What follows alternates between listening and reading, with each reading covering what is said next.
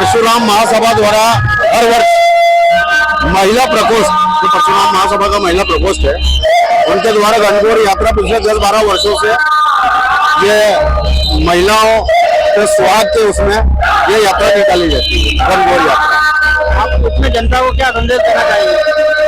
इसके माध्यम से है कि जो वर्षों से हमारे बुजुर्ग